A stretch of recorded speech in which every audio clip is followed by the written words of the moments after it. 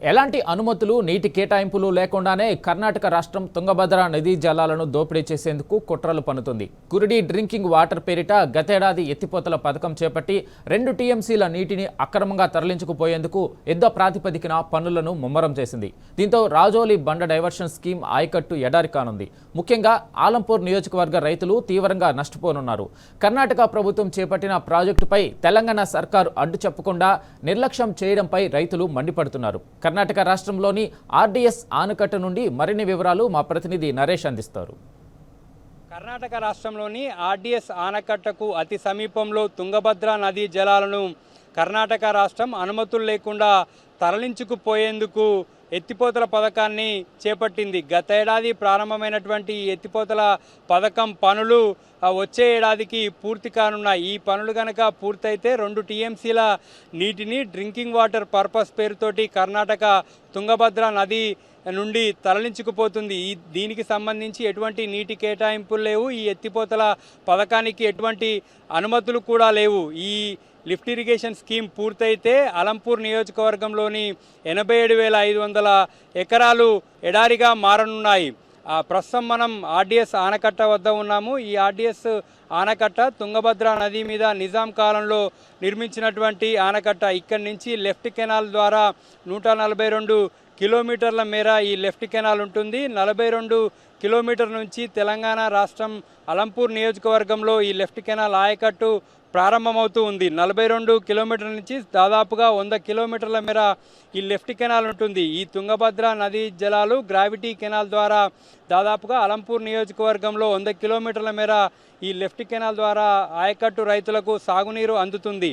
87,500 ఎకరాలు ఈ తుంగభద్ర నదీ జలాల ద్వారా అక్కడ పంటలు సాగవుతాయి. అయితే కర్ణాటక రాష్ట్రం గతేడాది కురుడి డ్రింకింగ్ వాటర్ స్కీమ్ పేరుతోటి ఇక్కడ పనులను ప్రారంభించింది. ప్రస్తుతం మనం విజువల్స్లో చూస్తున్నాం. ఇక్కడ మట్టి తవ్వినటువంటి ప్రాంతమంతా కూడా తుంగభద్ర నది నుంచి అప్రోచ్ కెనాల్ లిఫ్ట్ ఇరిగేషన్ స్కీమ్కి సంబంధించినటువంటి అప్రోచ్ కెనాల్. ఇక్కడ నుంచి అప్రోచ్ కెనాల్ ద్వారా ముందు కట్టినటువంటి పంప్ హౌస్కి నీటిని తీసుకెళ్తారు. అక్కడి నుంచి 2 టీఎంసీల రిజర్వాయరు ఈ సమీపంలో 20 కిలోమీటర్ల దూరంలో రిజర్వాయర్ ఉంది. అక్కడికి నీటిని తరలిస్తారు. ఇప్పటికే ఆర్డీఎస్ రైతులకు నీరు సరిగా అందడం లేదు. నీటి కేటాయింపులు ఉన్నప్పటికీ కూడా ఆర్డీఎస్ రైతులకు ప్రతిసారి కూడా ఇబ్బంది ఎదురవుతుంది. 2 సీజన్లలో వాళ్ళు పంటలు పండించుకోవడమే గగనంగా మారిపోయినటువంటి సందర్భంలో ఇటు కర్ణాటక జలదోపిడీ చేస్తూ ఉంది. 2 టీఎంసీల నీటిని వరద రోజుల్లో ఎత్తిపోసుకుంటామని చెప్తున్నప్పటికీ కూడా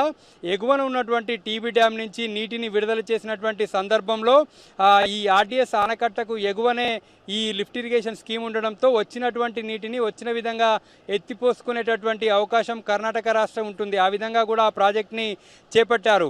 గత బీఆర్ఎస్ ప్రభుత్వ హయాంలో ఏపీ ఇదే విధంగా రైట్ సైడ్ ఒక గ్రావిటీ కెనాల్ని లిఫ్ట్ ఇరిగేషన్ని కట్టాలని ప్రయత్నించినటువంటి సందర్భంలో కేఆర్ఎంబీకి గత బీఆర్ఎస్ ప్రభుత్వం లేఖ రాసి ఆ పనులను ఆపింది. ప్రస్తుతం మనం విజువల్స్లో చూడొచ్చు. రైట్ కెనాల్లో కనిపిస్తున్నటువంటి కాంక్రీట్ స్ట్రక్చర్స్ అంతా కూడా ఈ రైట్ కెనాల్కి సంబంధించి గత ఏపీ బీఆర్ఎస్ ప్రభుత్వ హయాంలో ఏపీ ప్రభుత్వం చేపట్టినటువంటి పనులు. దీని మీద తెలంగాణ రాష్ట్ర ప్రభుత్వం అభ్యంతరం తెలిపి కేఆర్ఎంబీకి లేఖ రాయడంతో ఆ పనులన్నీ కూడా ఆగిపోయాయి. అయితే ఈ కర్ణాటక రాష్ట్రంలో ఉన్నటువంటి కాంగ్రెస్ ప్రభుత్వము ఈ ఉండడంతో ఇక్కడ ఈ గతేడాది 2025లో ఈ ప్రాజెక్టును చేపట్టింది. దాదాపుగా పనులన్నీ కూడా పూర్తి కావస్తున్నాయి. అయినప్పటికీ కూడా ఇప్పుడున్నటువంటి కాంగ్రెస్ సర్కార్కి దీనిపై ఎటువంటి సమాచారం లేదు. ఈ 2 టీఎంసీల నీటిని తరలిస్తే ఈ ఆర్డీఎస్ ఆయకట్టు అంతా కూడా ఎడారిగా మారుతుందనేటువంటి ఆలోచన కాంగ్రెస్ ప్రభుత్వానికి లేదు. దీంతో ఈ కర్ణాటక ప్రభుత్వం శరవేగంగా పనులు చేపట్టింది. ఇప్పటికైనా ఈ పనుల మీద కేఆర్ఎంబీకి అభ్యంతరం తెలపాల్సినటువంటి అవసరం ఉంది. ఆయకట్టు రైతులను రక్షించడానికి కర్ణాటక చేపట్టినటువంటి ఈ ప్రాజెక్టు మీద అభ్యంతరం తెలిపి కేఆర్ఎంబీకి లేఖ రాసి వెంటనే ఈ పనులను ఆపాలని కూడా ఈ ఆర్డీఎస్ రైతాంగం అంతా కూడా డిమాండ్ చేస్తూ ఉన్నారు. గతంలో ఆర్డీఎస్ రైతులు పడుతున్నటువంటి కష్టాన్ని చూసినటువంటి మాజీ ముఖ్యమంత్రి కేసీఆర్ అప్పుడు తుమ్మిళ్ళ ఎత్తిపోతల పథకాన్ని చేపట్టారు. 75వ కిలోమీటర్ వద్ద తుమ్మిళ్ళ లిఫ్ట్ ఇరిగేషన్ స్కీమ్ ద్వారా ఆర్టీఎస్ కెనాల్లోకి నీటిని పంపింగ్ చేసేటటువంటి ఎత్తిపోతల పథకాన్ని ప్రారంభించి పూర్తి చేయడం జరిగింది. దానికి సంబంధించి రిజర్వాయర్ల నిర్మాణం పెండింగ్గా ఉంది. ఆర్టీఎస్ రైతుల కష్టాన్ని స్వయంగా పాదయాత్ర చేసి తెలుసుకున్నటువంటి ఆనాటి ఉద్యమ నాయకుడు కేసీఆర్ అధికారంలోకి వచ్చిన వెంటనే ఆర్టీఎస్ రైతుల కష్టాలను తీర్చాలనేటటువంటి ఉద్దేశంతో తుమ్మిళ్ళ ఎత్తిపోతల పథకాన్ని చేపట్టి పూర్తి చేశారు. కానీ ఆర్టీఎస్ రైతులను రక్షించాలి, వారి ఆయకట్టుకు సాగునీళ్లు అందించాలనేటువంటి ఉద్దేశం ఈ కాంగ్రెస్ ప్రభుత్వానికి లేదు. ఈ కర్ణాటక చేపట్టినటువంటి ఈ ప్రాజెక్టు మీద పూర్తి నిర్లక్ష్యం వహిస్తూ వస్తుంది. ఇప్పటికైనా ప్రభుత్వం మేల్కొని ఈ యొక్క ప్రాజెక్టుని ఆపాలని చెప్పి కూడా ఆర్టీఎస్ రైతులు డిమాండ్ చేస్తూ ఉన్నారు.